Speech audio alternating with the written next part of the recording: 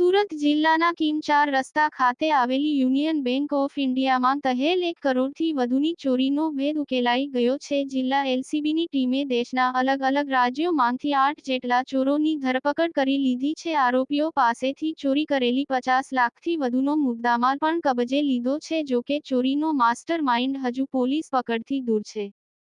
ગત 16 ડિસેમ્બરની રાત્રે સુરત જિલ્લાના માંગરોળ તાલુકા ની હદમાં આવતા કીમ 4 રસ્તા ખાતે આવેલી યુનિયન બેંક ઓફ ઇન્ડિયાની શાખામાં ચોરીની ઘટના બની હતી. બેંકની પાછળના ભાગમાં આવેલી દિવાલમાં બાકોરૂમ પડીને તસ્કરો લોકર રૂમમાં ઘૂસ્યા હતા અને 6 જેટલા અલગ અલગ લોકર તોડીને 1 કરોડથી વધુના સોના ચાંદીના દાગીના અને રોકડની ચોરી કરી ફરાર થઈ ગયા હતા. ચોરોએ ચોરી કરતા પહેલા બેંકનું સાયરન પણ તોડી નાખ્યું હતું અને તસ્કરોએ એટલી સાવચેતી રાખી હતી કે કોઈ જગ્યા પર સીસીટીવી માંગ પણ તેઓ કેદ થયા નહોતા. ચોરીનો ભેદ ઉકેલવો જિલ્લા પોલીસ માથે એક ચેલેન્જ સમાન હતું.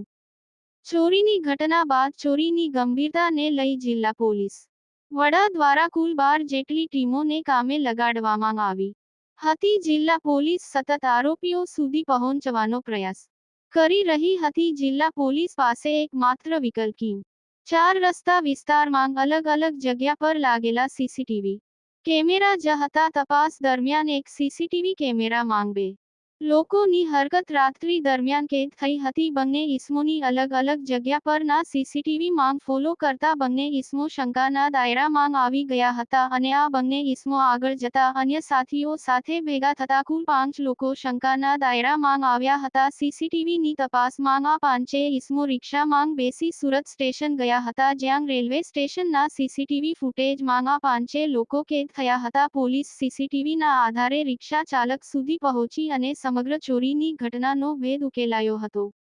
રિક્ષા ચાલકની પૂછપરછમાં રિક્ષા ચાલક દ્વારા જણાવ્યું હતું કે તમામ લોકો હિન્દી ભાષા બોલી રહ્યા હતા અને રાજસ્થાન તેમજ બિહાર જવાની વાત કરી રહ્યા હતા.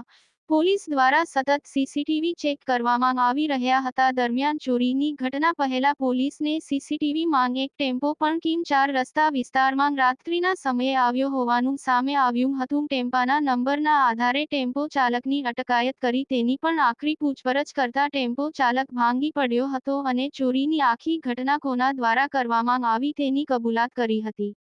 ગુનાનો માસ્ટર માઇન્ડ અને મુખ્ય સૂત્રધાર સૂરજ લુહાર અને ઝડપાયેલા આરોપી દીપક મહતો બંને ખાસ મિત્ર છે. સૂરજ લુહાર ગુનાહિત પ્રવૃત્તિ ધરાવતા ઈસમ છે, જ્યારે દીપક મહેતો ઓલપાડ તાલુકાના સાયણ જીઆઈડીસી વિસ્તારમાં લેબર કોન્ટ્રાક્ટર ના વ્યવસાય સાથે સંકળાયેલો છે. ચાલુ વર્ષ દરમિયાન મુખ્ય સૂત્રધાર સૂરજ લુહાર 2 વખત પશ્ચિમ બંગાળથી સુરત આવ્યો હતો અને દીપક મહતોની બાઇક લઈ 20 દિવસ સુધી આ વિસ્તારની રેકી કરી હતી ને ત્યારબાદ બેંકમાં ચોરી કરવા માટે બધાને લઈ સુરત આવ્યો હતો. દીપક મહતોએ ચોરી કરવા માટેના સાધનો પહેલેથી જ ભેગા કરી રાખ્યા હતા. ઘટનાના દિવસ દીપક મહતો પોતાના ટેમ્પામાં બેસાડીને તમામ લોકોને સાધનો સાથે કીમ 4 રસ્તા વિસ્તારમાં મૂકી ગયો હતો. ચોરી કરવા માટે બેંકમાં ઘૂસેલા 5 ઇસમો અલગ અલગ જગ્યા પરથી બેંકમાં ઘૂસ્યા હતા અને ચોરી કર ફરીથી અલગ અલગ રીતે બહાર નીકળી ગયા હતા અને સુરત રેલવે સ્ટેશન જઈ સુરતથી વડોદરા અને વડોદરાથી દિલ્હી જઈ ત્યારબાદ મુદ્દામાલનો ભાગ વહેંચી પોતપોતાની રીતે અલગ અલગ રાજ્યોમાં નીકળી ગયા હતા.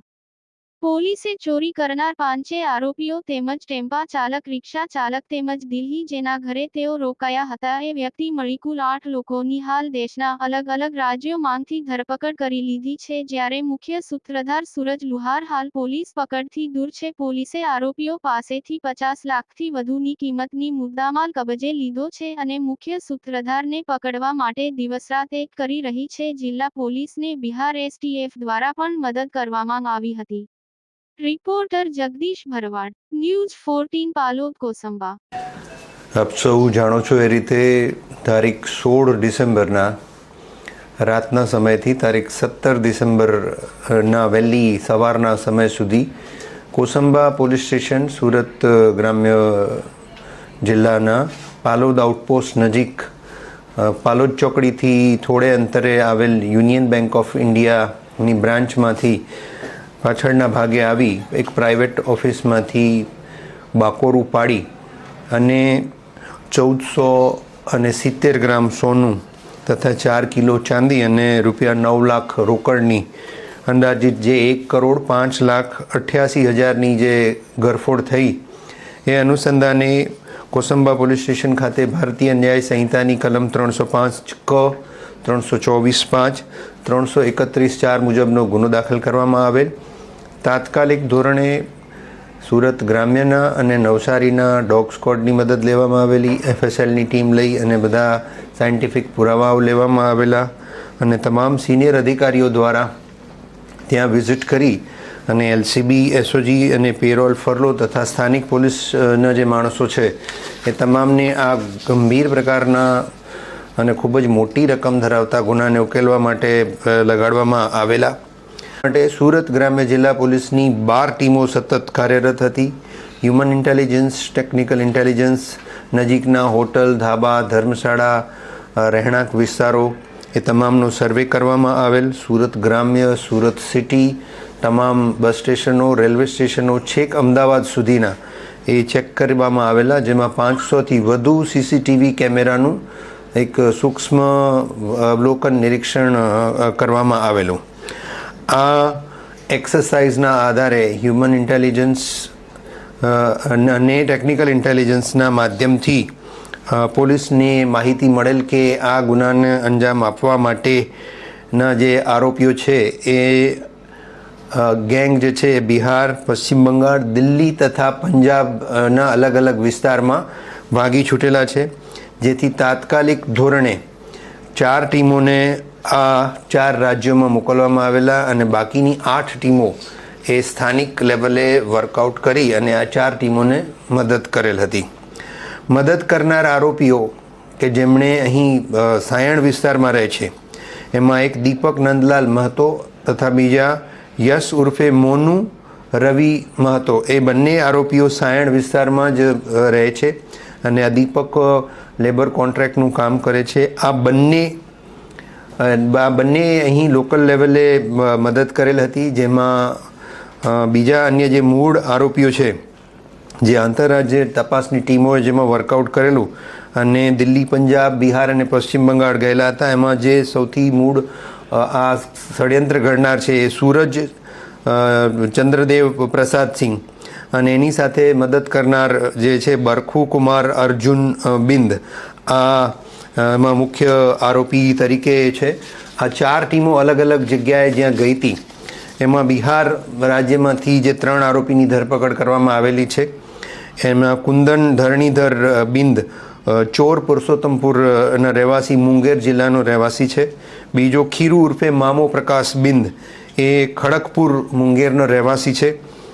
ત્રીજો બાદલ ધર્મેન્દ્ર મહતો, જે ભાગલપુર બિહારનો રહેવાસી છે. મુંગેર જિલ્લામાં સુરત ગ્રામ્યની તમામ ટીમો જ્યારે ગઈ ત્યારે બિહાર STFએ પણ ખૂબ સારી મદદ સુરત ગ્રામ્ય જિલ્લા પોલીસની કરેલી છે અને જે થાણા વિસ્તારમાં પોલીસ ગયેલી હતી એ વિસ્તાર નક્સલવાદથી થોડો પ્રભાવિત છે, એટલે ખૂબ જ પોલીસે તકેદારી રાખી અને એક ગણતરીપૂર્વકનું આયોજન કરી અને આવા સંવેદનશીલ વિસ્તારમાંથી આ 3 આરોપીઓની ધરપકડ કરેલી છે. એક આરોપી પંજાબ ભાગી ગયેલ હતો, જેનું નામ જયપ્રકાશ બાબુલાલ બિંદ છે, જે મૂળ ભાગલપુર બિહારનો રહેવાસી છે, ત્યાંથી પકડવામાં આવેલ. જ્યારે સુરત રૂરલ LCBની ટીમ દિલ્હી ગયેલ હતી ત્યારે દિલ્હી સ્પેશિયલ સેલની પણ ખૂબ સારી મદદ સુરત ગ્રામ્ય જિલ્લા પોલીસને મળેલ હતી અને દિલ્હીથી 2 આરોપી, એક સૂરજ ચંદ્રદેવ પ્રસાદ સિંહ જે પણ મુંગેર બિહારનો રહેવાસી છે એ, અને બીજો બરખુ અર્જુન બિંદ એ પણ મુંગેરનો બિહારનો રહેવાસી છે, બંનેની દિલ્હીથી ધરપકડ કરવામાં આવેલી. તથા અહીં જે મદદ કરનાર આરોપી છે જે સાયણ ખાતે રહેતા હતા, દીપક નંદલાલ મહતો, મૂળ પશ્ચિમ બંગાળનો છે પણ અત્યારે સાયણ રહે છે, ત્યાંથી એની ધરપકડ કરેલ. અને મદદગારી કરનાર યશ ઉર્ફે મોનુ રવિ મહાત્મા, જે બિકાનેર રાજસ્થાનનું છે, એની પણ ધરપકડ કરવામાં આવેલી છે. આમ આ ગુનામાં સંડોવાયેલ કુલ 9માંથી 8 આરોપીઓની સુરત રૂરલ પોલીસે ધરપકડ કરેલી છે અને મુખ્ય સૂત્રધાર સૂરજ ભરત લુહાર એની ધરપકડ કરવા માટે ટીમો સતત કાર્યરત છે. પશ્ચિમ બંગાળ અને બિહાર જનારી ટીમોમાં PI ચૌહાણ જે પેરોલ ફરલોમાં છે અને પીએસઆઈ સકોરિયા ત્યાં ગયેલ હતા અને દિલ્હી અને પંજાબની ટીમમાં પીએસઆઈ રાઠોડ ત્યાં જઈ અને આ ઓપરેશન પાર પાડેલ છે. આ 3 આરોપીઓ આમાંથી એવા છે જેનો ગુનાહિત ઇતિહાસ છે. એમાં ખીરુ ઉર્ફે મામુ, જેના વિરુદ્ધમાં આર્મ્સ એક્ટનો કેસ મુંગેરમાં દાખલ થયેલ છે. સૂરજની વિરુદ્ધમાં પણ એક્સાઇઝ એક્ટના ગુના દાખલ થયેલ છે અને અન્ય એક આરોપી વિરુદ્ધમાં 3 ગુના દાખલ થયેલા છે. આ તમામ આરોપીઓની તમામ ટેકનિકલ પોર્ટલ્સ પર સર્ચ કરવામાં આવી રહેલ છે અને આ પ્રકારની એમઓ ધરાવતા ગુના જ્યાં જ્યાં બનેલા છે ત્યાંની વિગતો સુરત રૂરલ પોલીસ મેળવી રહેલી છે.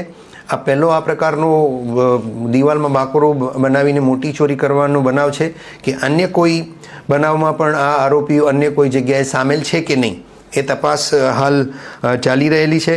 ખૂબ મોટી રકમનું જ્યારે ચોરી થયેલ હતી ત્યારે સુરત રૂરલ પોલીસે 50%થી વધુની રિકવરી, જેમાં 713 ગ્રામ સોનું જેની કિંમત 45,63,000 જેટલી થવા જાય છે, ચાંદીના દાગીના 1 કિલો જેટલા જેની કિંમત 70,000 જેટલી થવા જાય છે, રોકડા રૂપિયા 1,92,000, મોબાઈલ અને બોલેરો આમ મળી અને કુલ 53,58,000 જેટલી મુદ્દામાલની રિકવરી પણ આ ગુનામાં કરવામાં પોલીસ સફળ રહી છે. આ ગુનાને અંજામ આપવા માટે આ સૂરજ લુહાર જે દીપક મહતો બંને એક જ ગામના છે, બંને ખૂબ સારા મિત્ર પણ છે અને ચાલુ વર્ષે આ સૂરજ લુહાર માર્ચ અને ઓગસ્ટ મહિનામાં અહીં આવી ઓગસ્ટ મહિનામાં 20 દિવસ રોકાયેલ હતો અને આ દીપકની મોટરસાઇકલના ઉપયોગથી અનેકવિધ જગ્યાએ આણે રેકી કરેલી હતી. ગુનાને અંજામ આપવા માટે જે સાધન સામગ્રી, ઇલેક્ટ્રિક ગ્રાઇન્ડર છે, બ્રેકર મશીન છે, લોખંડનો કોસ છે વગેરેનું અરેન્જમેન્ટ અને બોલેરો ગાડીની અરેન્જમેન્ટ પણ અહીં દીપકે સૂરજના કહેવાથી કરેલ હતી. 16 તારીખે આ તમામ લોકો આ બોલેરો પિકઅપ વાનમાં જઈ અને ત્યાં ઉતરી અને દિવાલની ઉપર 2 જણાએ રેકી કરતા હતા. 3 જણ અંદર ઘૂસી અને દિવાલમાં બાકોરું પાડી પહેલાં 3 લોકર તોડતા કંઈ મળેલ નહીં, જેથી નીચેના 3 લોકર તોડેલ અને એમાંથી એમને 2 લોકરમાંથી આટલું જે 1400 ગ્રામ સોનું અને અન્ય જે ચાંદી અને રોકડની ચોરી છે એ કરી ગયેલ હતા. ગુનાને અંજામ આપ્યા બાદ અલગ અલગ રીતે આ બધા ઉતરી અને નજીકમાં રહેલ રિક્ષા, ઓટો રિક્ષા લઈ અને સુરત શહેર ખાતે રેલવે સ્ટેશને જઈ સૌપ્રથમ વડોદરા ગયેલ ટ્રેન મારફતે અને ત્યાંથી વડોદરાથી દિલ્હી જઈ અને દિલ્હીમાં બરખુકુમાર બિંદને ત્યાં રહી અને ગુનામાં મળેલ ચોરી કરેલ મુદ્દામાલની વહેંચણી કરી અને અલગ અલગ જગ્યાએ પશ્ચિમ બંગાળ, બિહાર, દિલ્હી અને પંજાબ તમામ નાસી ગયેલા હતા. આ તમામ એક્સરસાઇઝમાં ખૂબ જ મહેનત થી સુરત રૂરલ પોલીસે LCB police inspector Bhatod, SOG police inspector Israni, DYSP Kamrej અને તમામ ટીમોએ આમાં મહેનત કરી છે અને હજી મુખ્ય આરોપીને પકડી અને હજી વધુ રિકવરી કરવા માટે સુરત રૂરલ પોલીસ કટિબદ્ધ છે. આપને કીધું એ રીતે આ ખૂબ જ પડકારજનક કેસ હતું, કારણ કે આ એકદમ પ્રોફેશનલ ગેંગ હોવાનું પ્રાથમિક દ્રષ્ટિએ જણાઈ આવેલ. કારણ કે નાની સૂની રીતે નહીં, આ તો દિવાલને તોડી અને આમાંથી સેફ ડિપોઝિટ લોકરની જે ચોરી કરવામાં આવેલ હતી એ પોલીસે હ્યુમન, ટેકનિકલ તમામ પ્રકારના ઇન્ટેલિજન્સ અને સીસીટીવીના માધ્યમથી આ ગુના શોધવા માટે એની મદદ લીધેલ હતી.